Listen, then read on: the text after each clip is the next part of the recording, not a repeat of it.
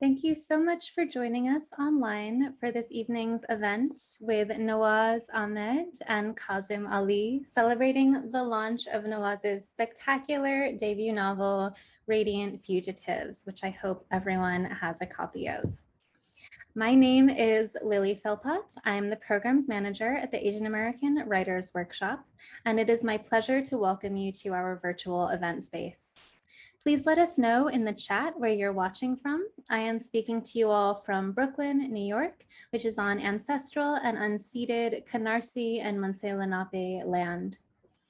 For those of you who are new to the AAWW, we are a nonprofit organization dedicated to uplifting Asian diasporic literature and storytelling.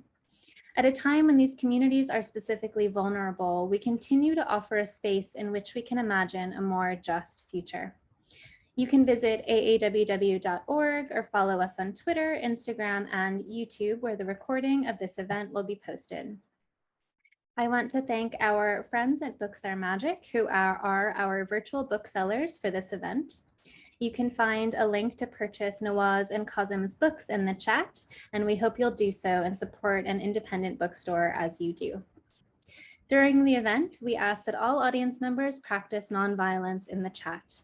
Comments that are racist, transphobic, homophobic, ableist, and/or misogynist will be flagged, and the person will be removed from this event.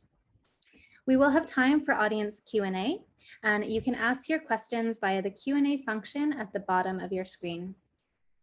I am going to briefly introduce Nawaaz and Kazim, and then I hope you will join me in welcoming Nawaaz on screen to read. Nawaaz Ahmed was born in Tamil Nadu, India. Before turning to writing, he was a computer scientist researching search algorithms for Yahoo. He holds an MFA from University of Michigan, Ann Arbor, and is the winner of several Hopwood Awards. He is the recipient of residencies at McDowell, Yaddo, Gerasi, and VCCA.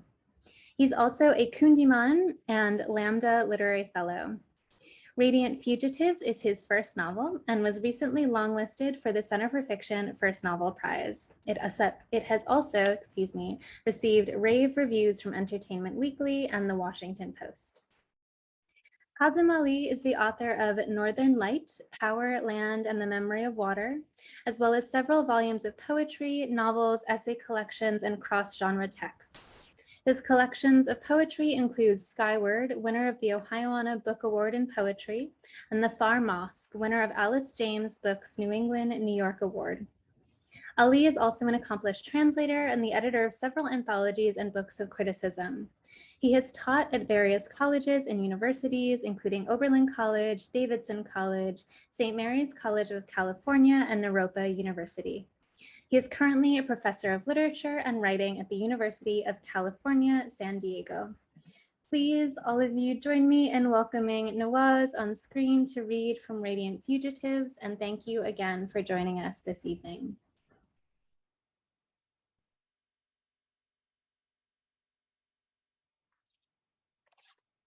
Hello all.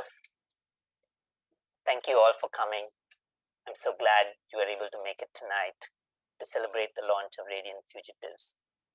I worked on this book for over a decade, and I'm excited to be finally able to share it with the world. Before I read from it, a short list of thank yous. My gratitude to my agent Anjali Singh and my editor Dan Smetanka for making this day possible. To Counterpoint Press for giving my book a lovely home. To everyone who worked behind the scenes, Dan Lopez, Jordan Kolak, Jaya Mitheli, to produce this beautiful book and this gorgeous cover. Thank you to Megan Fishman, Rachel Fischleiser, and Katie Boland for all the work they've done in helping shine a spotlight on this book. And thank you to my partner Vic, my family, and friends and mentors for the love and support all the many years that it has taken to write this book. Finally, thank you to the Asian American Writers Workshop and Kazim Ali for helping me celebrate this book, and Books Are Magic for being part of it. Thank you all. I'm going to be reading from book 1, and I'm going to skip the prelude. All that you need to know for this is that the book is being narrated by a newborn baby, and he's describing the week leading up to his birth when three women, his mother Seema, his aunt Tahara, and his grandmother Nafisa, come together in San Francisco to await the delivery. 1. Tahara came into my life barely a week ago, joining the two other women already awaiting my arrival in San Francisco. Seema, my mother, and Nafisa, my grandmother, who came all the way from Chennai, India, to be by her daughter's side, defying her husband Naimula's wishes. Tahara flew in from Irvine, Texas, leaving behind her husband Ismail and her son and daughter Arshad and Amina to fend for themselves. The three women are gathering together for the first time in more than 15 years. Here is Tahara last Thursday evening, waiting at the baggage carousel at San Francisco International Airport. She stands a little distance away from the grating steel plates while passengers mill around the circling luggage. Her black hijab is pulled low over her forehead, pinned at the neck, framing her face. She has tucked away escaping strands of hair. Her jilbab is a muted indigo, its soft folds falling to her feet, the fraying hem trailing on the floor. Only the tips of her dull black shoes can be seen. She's told her mother she'll take a cab to Seema's apartment. They're not to bother to come to the airport to pick her up. So the sight of Seema and Nafisa walking toward the carousel startles her. Instinctively, she shrinks back, pressing herself against a nearby pillar. Then, hoping they haven't seen her yet, she attempts to lose herself in a clump of passengers by the conveyor belt, feigning preoccupation in identifying her luggage so she can buy herself a few extra minutes in which to ready a smile and a greeting. The tap on her shoulder comes quicker than she expected. Nafisa stands behind her, smiling. A smile, saintly tired, plays on Seema's lips too, her arm draped proprietorially across Nafisa's shoulders.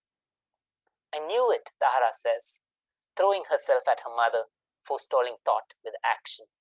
Ammi, I knew you'd come even though I told you not to. You shouldn't have. Her mother feels pencil thin in her embrace. She's reminded of the stick figures in her daughter Amina's drawings. Her arms can encircle Nafisa, and still there's more arm to go around. She holds her mother in her embrace longer than she needs to. She's aware of Seema's impatience. Seema shifts from one foot to another, waiting her turn, but Tahara ignores her. Let me see how you look, she says instead to her mother, holding Nafisa away from her. Nafisa frees the edge of her sari from under her sweater and raises it to her face, dabbling at the corner of her eyes, now sparkling with unshed tears. Still my sweet, beautiful Ammi, Tahara says. Yes, beautiful still, but how shrunken a mother has become since the diagnosis, how skeletal, all skin and eyes and teeth, scalp showing white between thinning hair. The piteous smile her mother rewards her with spears her, and she turns away hurriedly towards Seema finally, nuzzling her face blindly against Seema's, arms tight around Seema's shoulders. Tahara squeezes hard. I feel the pressure, a compression of the amniotic fluid firmer than any I've experienced before. Seema stiffens in Tahara's arms. Careful, she says, pulling away and smoothing her top over her stomach. Tahara lets go. A jolt shakes her as she's returned abruptly to the glacial lighting of the baggage claim.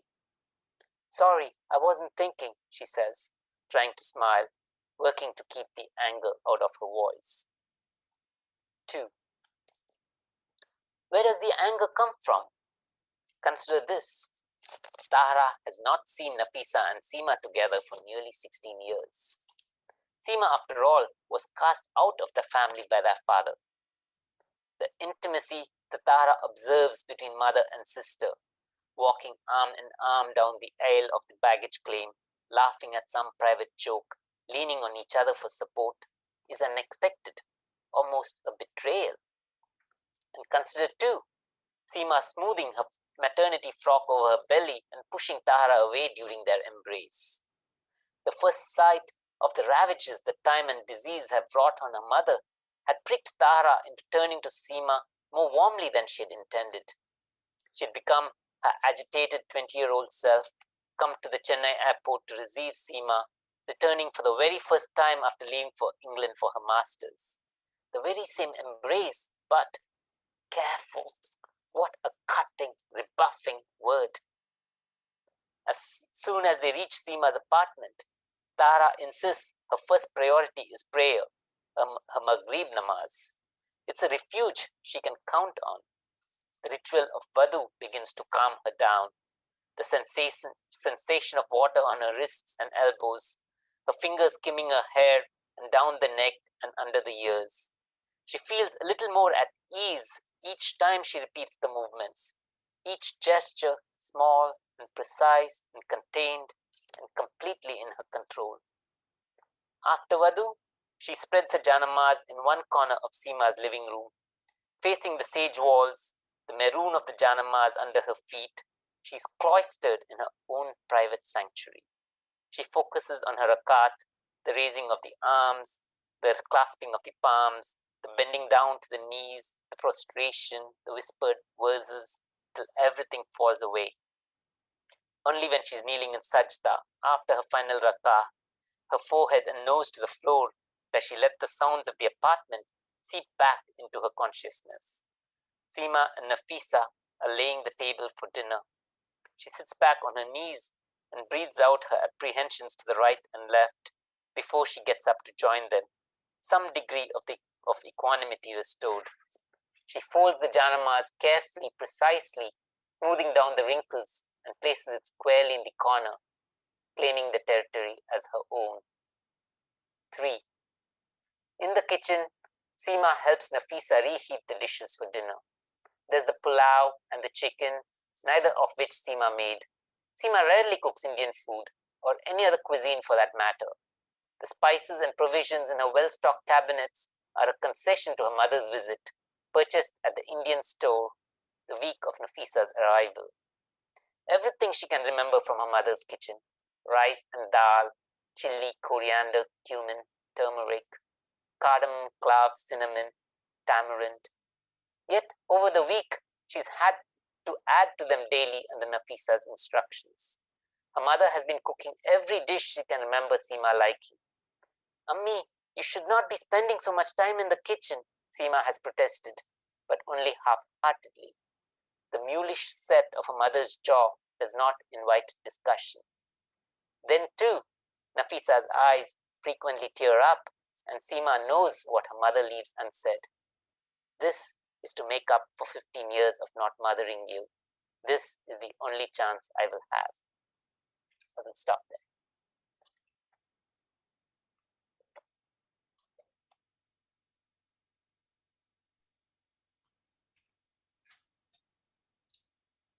Hi, everybody.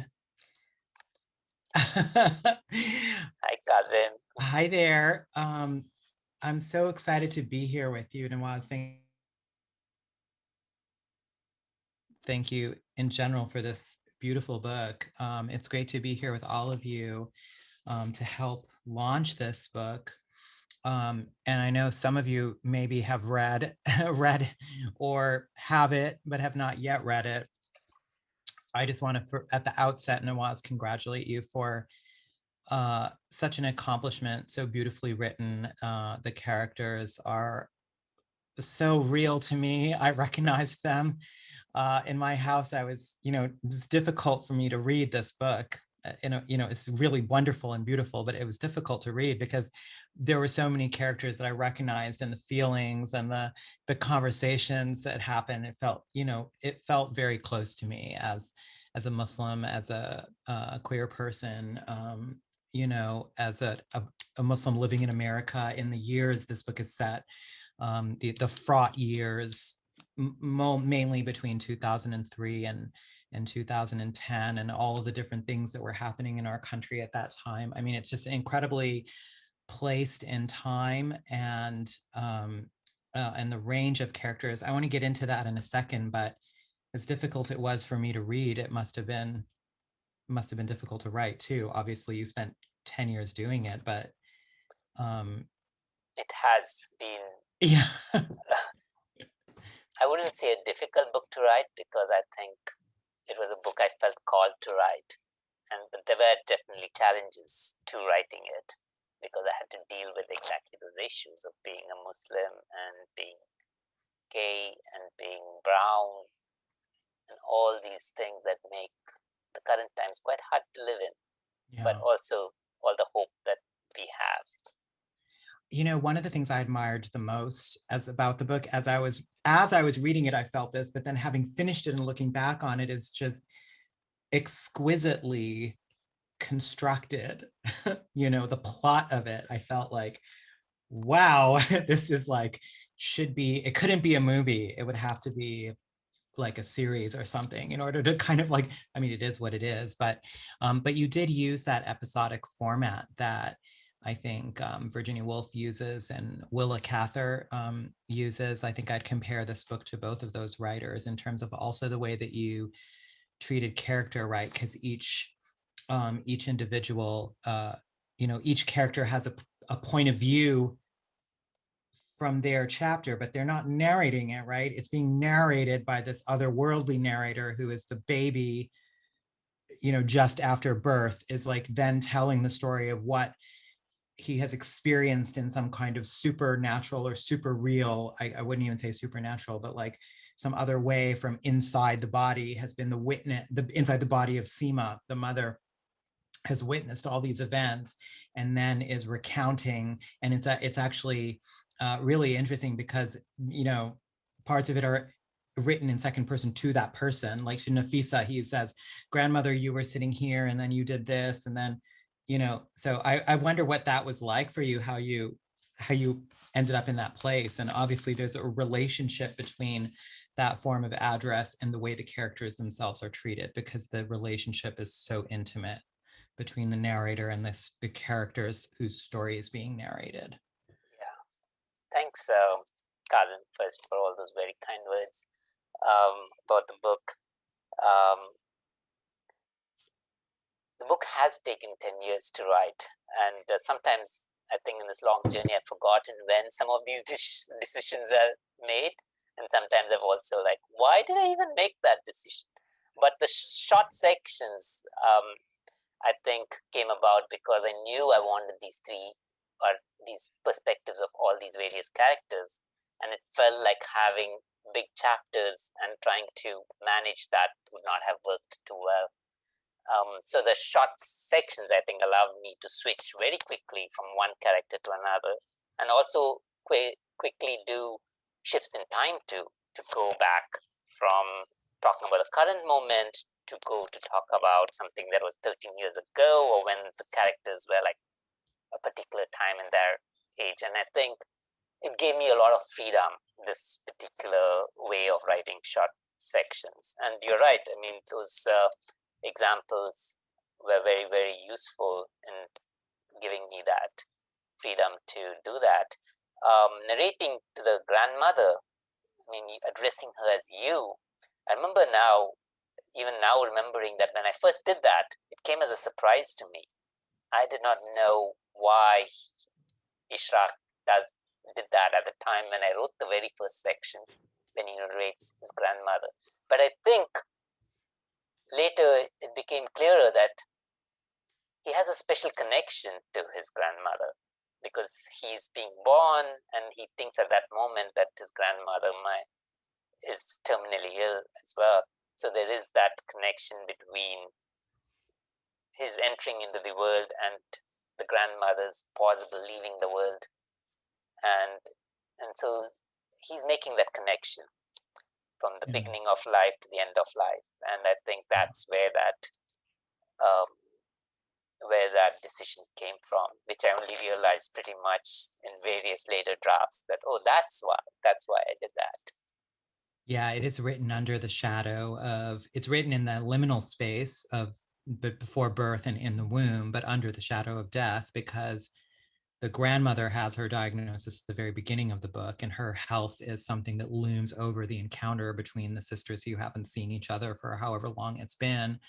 But the mother is also in a health crisis in the beginning, from the very beginning of the book, having had an extremely difficult birth, and in medical crisis, as the baby is recounting, the baby, quote unquote, the character of the child is recounting this like 370-page long book in that moment of the birth, before the first breath, because that happens in the very end, and while Seema is still in the medical crisis. So it's sort of like, it has that classical form of the tragedy where we're told what's happened at the end in the first page. In the prelude, which you didn't read, is you give all of that information. Then we go to the beginning and we hear about the story of the week that has just transpired. And I found that a really interesting narrative strategy. But I also found it not, I'll be honest with you, I found it like against the typical Western Aristotelian structure of storytelling, and very much like the storytelling strategies of the Middle Eastern and South Asian world, where time is very different and it moves backward and forward, and oftentimes stories start at the end and then you go back.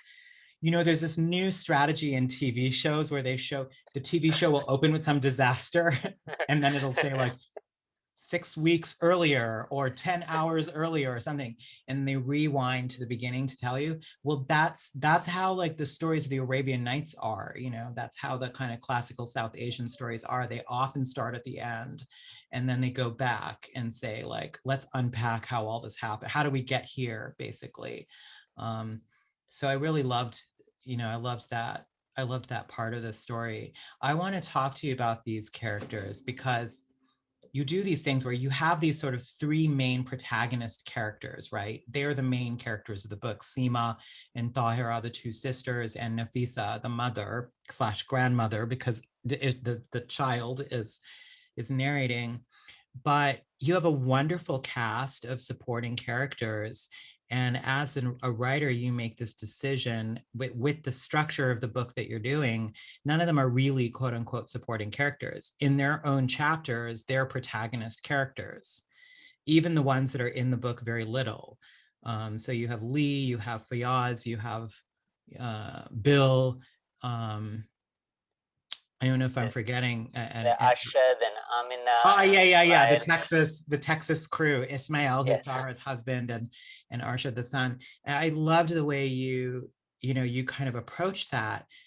I feel like at any point in this novel, it could have like gone into like a longer digression, or like, is there going to be a sequel? Is there any character who kind of stuck with you? I feel like there could be a whole book about Arshad, the boy, Tahira's son in Texas, who's in this book for maybe 20 or 30 pages, but is like, it's such a his story to me is like a counterweight to the main narrative, which involves these three women in San Francisco. So I wonder how you approach character and what it was like for you, and were there certain characters that were more difficult for you to write, or ones that you feel like really, secretly closer to, like that kind of thing, I have to admit, I felt closest to the two youngest characters, Arshad and Amina. They have a special place in my heart. The other three characters, I think, are very complicated, and I have my own complicated relationships with who they are and what they could represent, while the younger ones, are just beginning out in their lives, and they still are not as complicated, but they have that hope and those dreams and desires that feel like reaching out to the world. And I think, in a way, that's something that a solace that I kept coming back to. Like, these are characters that we have some hope about, Not that we don't have hope for the other characters, but they are embroiled and maybe even set in some way. The one thing that I wanted to also say about the various characters. Another character I did like was Fiaz. He was also one of my. He stands in contrast a little bit as well to the other three main women characters for the ease with which he approaches the world. And I think one thing that I see as common between these characters who I feel complicated relationship towards and the others are in all ways they're outsiders. I mean, the others are also outside in America, but these are people who've also come to the US at later part in their lives. And so they feel the America that they see is not even native to them. They're living in this world that is where they are trying to find their footing. And that, I think, adds to that complexity. Well, Arshad and Amin and Fiaz are American in the sense that they were born here, at least. Yeah, I think you do a wonderful, it's a wonderful evocation of that particular period of time when we're, the earliest scenes in the book are actually set in the protests against the Iraq War, a specific moment, which was right after the world events, the world protests happened. And then the following week, there were those protests in American cities. I remember where I was exactly then. And so I wonder if you could say a little bit something about the role that politics plays in this book, because even though it's this really, really deeply personal, familial drama of the intensely intimate relationship between the two sisters and the mother, it's very much governed in a way by the Obama election, by the anti-war protests, the Prop 8 campaign. And there's even a little chapter in there, a point of view chapter, in which it's Barack Obama is the character, right? Yes. Where he wakes up in bed and he's thinking in the White House, briefly, but he's there. So that's such an important, context of the book that hovers behind all the events. And I wonder, if you can, sort of talk about that. Because I think we're often told that I just think it's not what I expected when I think about like a political book, you know what I mean? Because it's so deeply personal. And what it really makes me think of is in Virginia Woolf's Mrs. Dalloway, where it's like the most personal book you can think about this one woman's life and her internal, all of what happens inside under the skin. And yet it's deeply and profoundly about World War I and its impact on Europe and England, and through the character of Septimus and in other ways too. Yeah. So it reminded me of that in certain ways. And I wonder if you could talk about that a little bit. Yeah.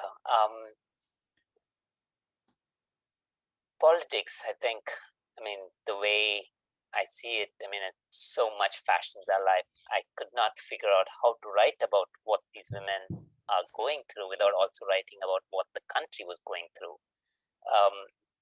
We have, when I was starting this book, it was 2008, and Obama had just been elected, and there was so much hope about so many things. And then in a couple of years, it also felt like some of that hope was crumbling. And personally, as a gay Muslim writer, I found some of the events in the country were directly impacting me, just as it impacts the two characters in the book. In 2010, when this book is set, we had the anti-mosque protests. There was the Ground Zero mosque protests that were going around all over the country, and it was like, what is happening? It was ginned up for the elections, but it was everywhere. And then at the same time, we also had the anti-same-sex marriage bans that were going around the country as well. And so many states were racing to add them to the constitutions. And remember then thinking about how all those things impacted me as a single person, and how what's happening in the country, the politics of it, is something that impacts so many of us on the fringes. And I wanted to write into that space of being impacted. And so, but I also wanted, I think, not to have just people be a passive. I wanted to actually make one of the characters at least be involved actively in that, because I see that as being part of how you take back control. And Seema does. Seema needs, for her as an queer immigrant and trying to build a life for herself, she finds that she needs to take part in that struggle. Right. And so whether it is the Iraq war protest, or whether it is to get Obama elected, or whether it is try to get Prop 8 defeated, she feels, and I think a lot of us felt that need to get involved. Yeah. And yeah. So I wrote into that space, I think. Well, Seema and Arshad, right? Arshad too. He's eventually he's like, I have to do something, you know. I loved that moment because I always saw that sort of like connection between them, which was, you know, I love the relationship with Tahira's the mother and the son. They have this particular relationship.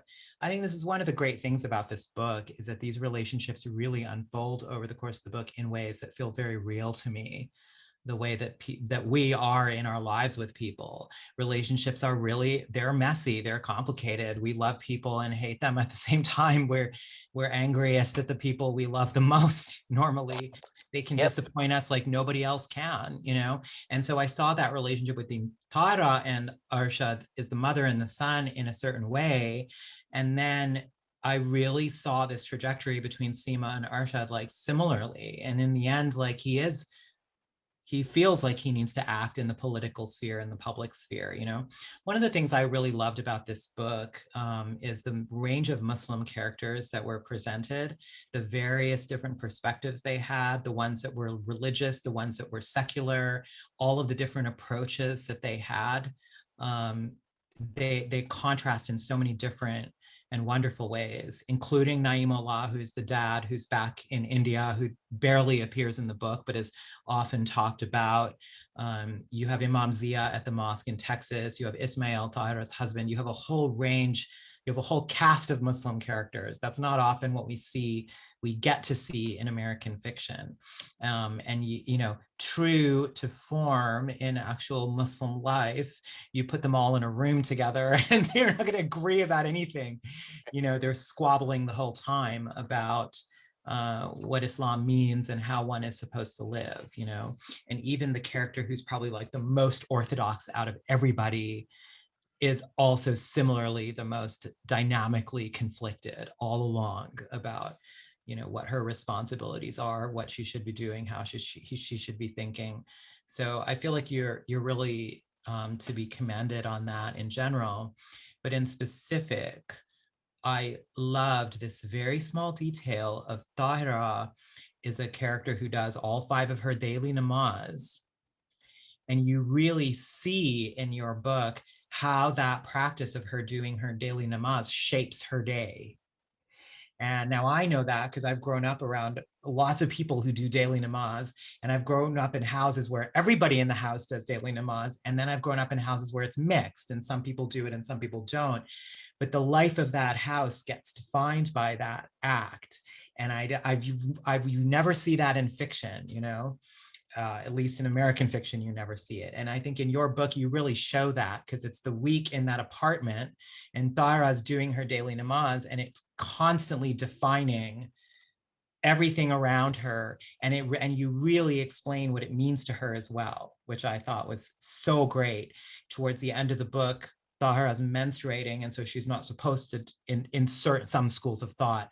She's not supposed to do the namaz, so she's not doing it at the end. And you really see what it means to her and how it affects her and it impacts the story. I thought that was a really, really lovely component of this book, which I'm sure no reviewer is going to talk about, but it was one of the most significant things for me.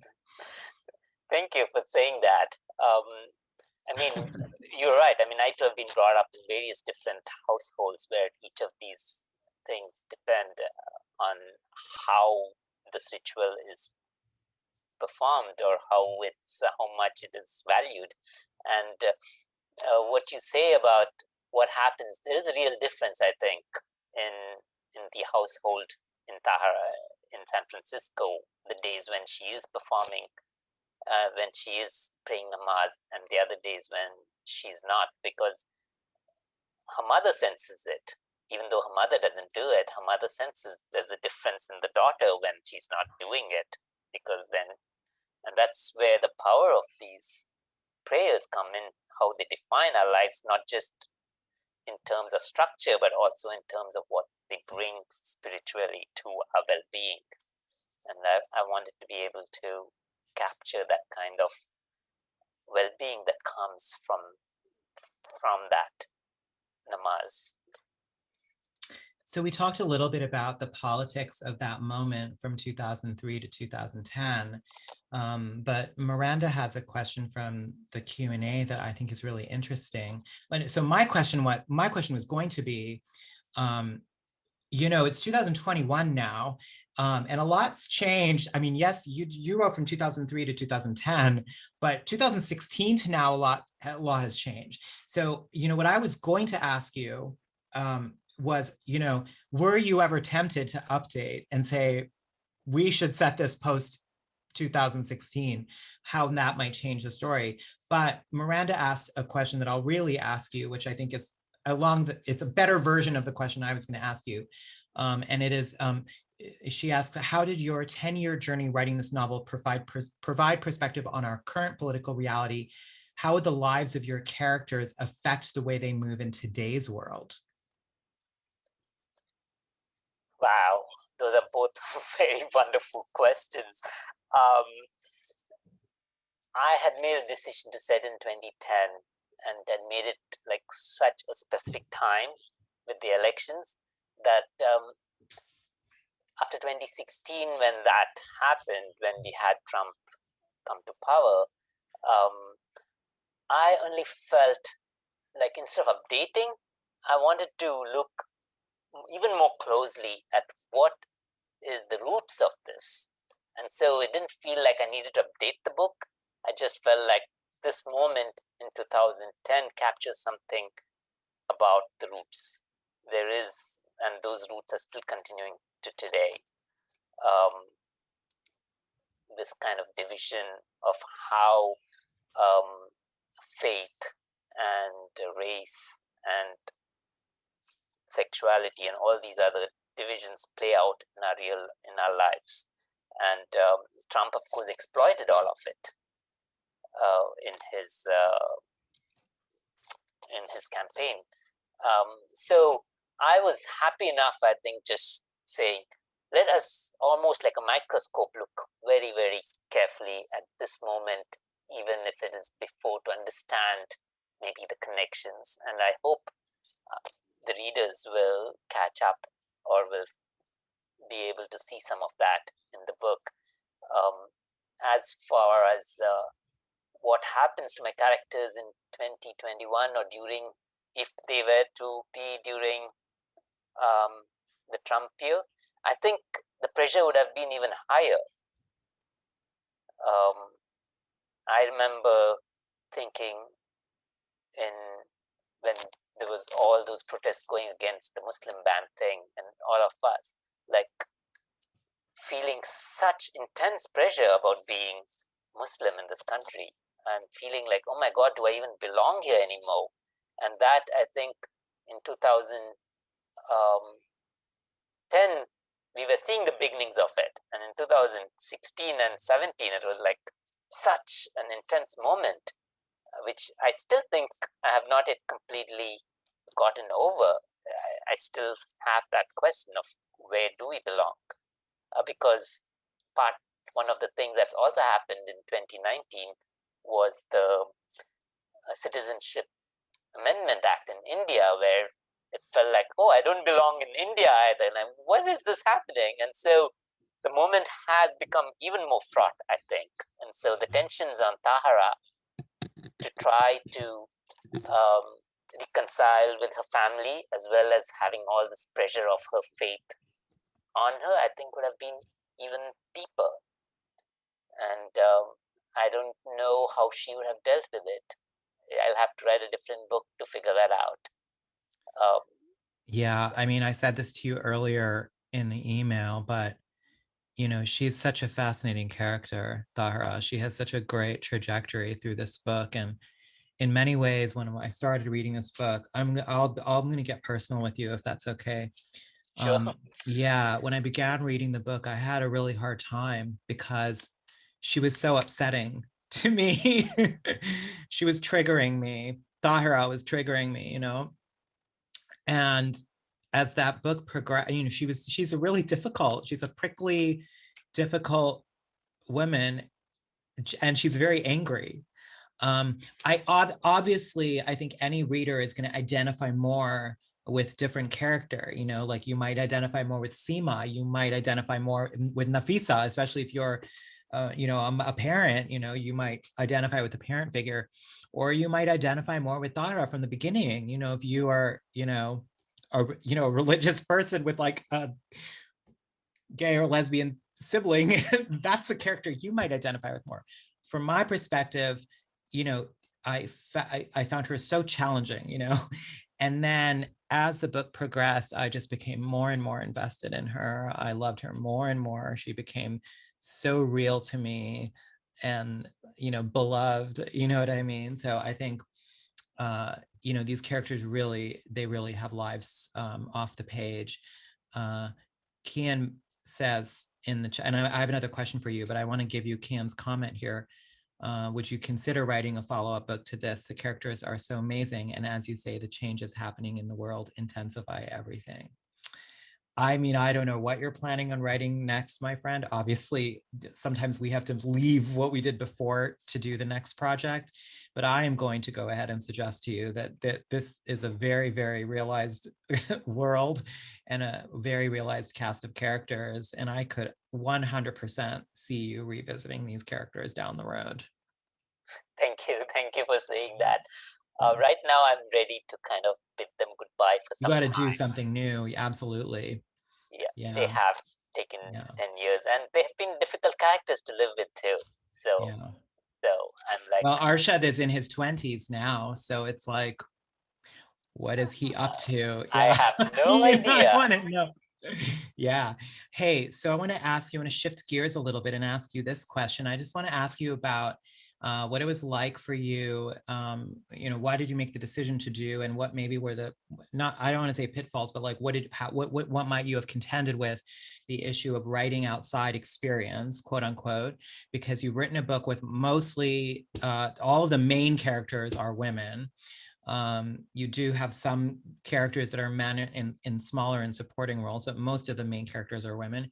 And you also have a couple of important Black characters in the book too, that you're writing from the perspective, most particularly Bill, but you know, others as well. So I'm just curious, you know, how you contended with that, and what, you know, how, you know, what were some of the things on your mind maybe as you obviously you were led to writing women characters because the plot of the book is about, or the woman is pregnant, but you still must have had to process what that meant and thought about how to approach that as a writer. No?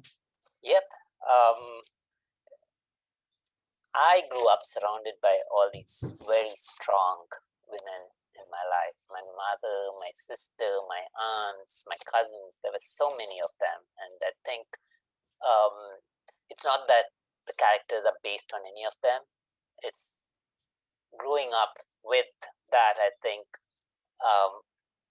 there is a familiarity to the women. I think I spend more time with the women members of my family than I did with the male members, and so I think there's something that comes from that, from just that kind of familiarity.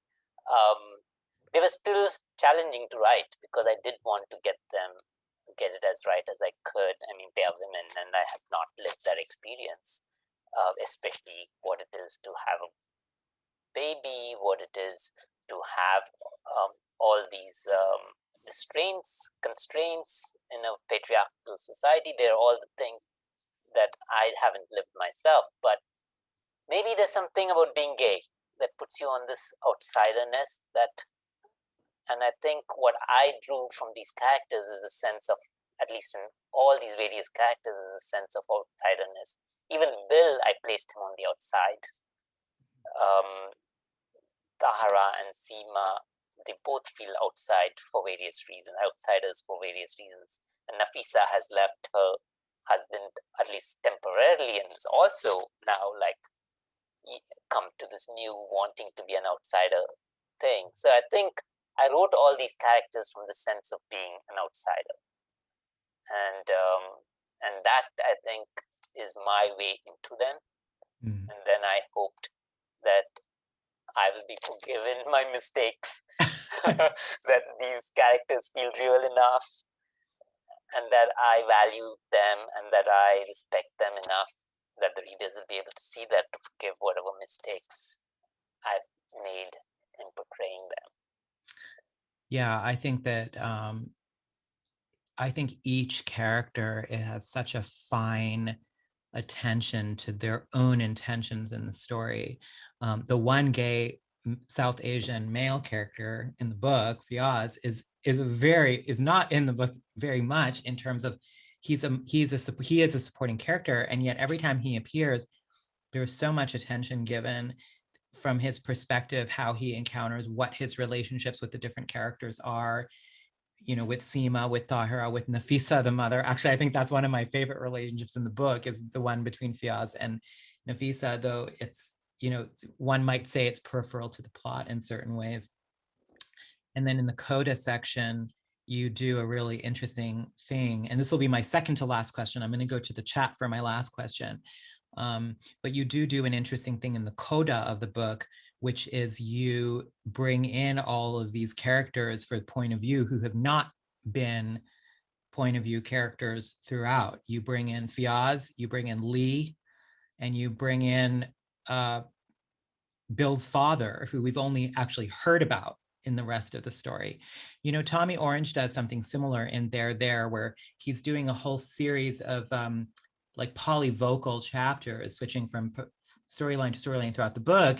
And then at the very end of the book, he brings in all these new points of view that hadn't previously, that the characters that had been talked about, but had not had their own point of view at the end. So I'm curious just if you could say something about the structure of the prelude and the structure of the coda, where you bring in, like, you finally give chapters to the points of view of all these characters who've been present all along, but have not had their own point of view necessarily given in the chapter.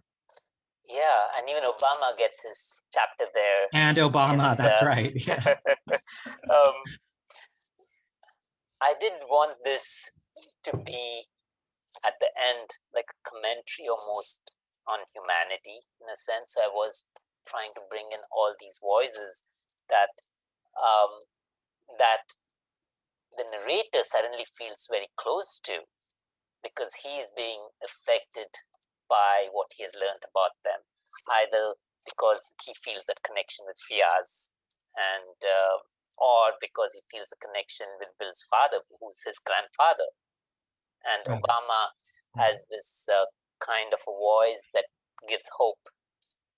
Still, even when he's thinking that he may lose the Congress in 2010, in the book at least, I don't know Obama in real life, which he does. Yeah. In the book, he still hopes. There's still hope that Obama, that somehow. So that hope, I think, is these various senses of hope and beauty, and that these other characters have, and that's, I think, what Ishraq is tapping into the last moment. Their forms of resistance, their forms of love, and their forms of beauty, so that we can widen the canvas. And not that the other characters are not enough, but just to pull the whole world into the book, into the coda. I think I wanted, like, the coda to represent like a microcosm of the world. I'm going to go to the Q&A section for our last question. If we answer it quickly, I'll ask one more from there. But someone asked, anonymous asked, how did you turn to writing after a career in technology, and how do you think that has affected your writing practice and work? um, I've always wanted to write. I mean, as a kid, it was a dream. I wanted to write, um, at that time, murder mysteries and adventure novels. I think we've spoken a little Me bit about too. that. Yeah, they were what I grew up with, and I Yeah, grew up, Agatha Christie. Yeah. and Hardy Boys, even Mm. more shameful, but that's. Yeah, Bobbsey Um, twins. uh, so I think telling of stories was something I did want to do. Computer science was something I was good at and also was excited about. But I think sometime in 2006, 2007, I did feel like the promise that computer science had, which was, I mean, there was a big talk with all this tech boom that we were going to change the world. And then it seemed like it was going towards more and more monetization. How do we make money from the world? And at that time, I think I started being a little disillusioned with computer science, and I felt like I had to do something else. And so writing seemed like some other way of engaging with the world that would be able to interrogate these things, like what is actually happening in the world. And that's one of the reasons I decided to quit my job then and do my MFA. One thing that has happened, I guess, I, I still think there's a lot of good the technology has brought, and I still think there are all these issues that I would like to untangle, and that may be where my interest lies as far as the next book goes, is can I think about what is happening with technology and the world and see if we can do something, explore that in some book. And I think that's where my current interests, I think, lie. It may change, of course, by the time I'm done talking about it. So I'm going to squeeze one last question in. We won't be able to wax too poetic about it, but someone asked about the title. What does fugitive mean for the characters and for you, and what makes it radiant? one, I would like to say they should read the book, but I will give. Yes. It's a direct reference. It's a direct reference to a moment in the book. Yeah. Exactly. Yeah. I would just point to the word fugitive as having two meanings. I mean, there's the noun form of it, which is someone who flees, and then there's the adjective form of it, which is fleeting. So I would think about my characters as fleeing towards this fleeting light, as one way to look at the book. And there are hopefully other ways, but there's that notion of light that the characters are trying to reach towards, and to leave something behind. So that is what I would say. Thank you so much, Nawaaz, for writing this book and for talking with us tonight. One of the things we didn't get to talk about is how much poetry there is in the book, not only directly in terms of Keats and Wordsworth, whose poetry plays a role in the book, and also the poetry of the Quran, which also plays a role in the book, but just the poetry of description. It's a very beautiful and lyrical prose that you've written. It's a gorgeous book. I've seen it compared to, Age of Vishnu by Manal Story, which is one of my favorite books. Not at all plot-wise, but in terms of the writing of the book, the characterization, the plot. It's such an accomplishment. I just want to congratulate you. You've done a wonderful, it's a wonderful accomplishment. So, my best wishes to you, and I can't wait to see where the book goes. And thank you, Asian American Writers Workshop. Lily is here to close us out. I just want to echo as well those congratulations, Nawaz. This is such a beautiful book. Thank you, Kazim, too, for such an incredible conversation. I found it really moving. It's really been so beautiful to just hear how you related to the book and this story and these characters. So thank you both so much. We are very excited to read and celebrate many more of your books, Nawaz. I want to just do a couple of quick thank yous, a couple of quick closing notes. Of course, huge thanks to our ASL interpreters, Shirley and Sarika from Pro Bono ASL. Thank you so much. Thank you to our friends and partners at Books Are Magic. If you scroll up through all of the congratulations in the Zoom chat, there is a link to purchase Kazim and Nawaz's books, which we hope that you will do and support Books Are Magic as you do. Yes, where's my copy of the book? Lost it momentarily. Please do get your copy. I want to mention this event was recorded. It will be available shortly on our YouTube page. We will share a link on our social media, so please keep an eye out. And then very briefly, later in this month, on August 23rd, we are partnering with the Cosmos Book Club to celebrate Anthony Visnaso's after parties with Monica Sok and Danny Tan Wen, who knew Anthony well. A few days after that, on August 26th, they're partnering with Brown Girl Magazine to celebrate their first print anthology with just a big kind of conversation and celebratory event. And we really hope that you will join us online for those events as well. Thank you both again. It has been such a pleasure. Thank you to all who joined us online this evening. We're grateful for your spending this time on Zoom with us. And Nawaz, thank you for this book. We're so excited for you. Can't wait to Thank see you all. Thank you all for coming, and thank you, Kazim, and Asian American Writers Workshop. This has been such an exciting and inspiring, exciting day for me. And thank you all who've joined together for celebrating it with me. We're so grateful that you joined us. Thank you both so much, and have a wonderful night, everyone. We'll see you soon.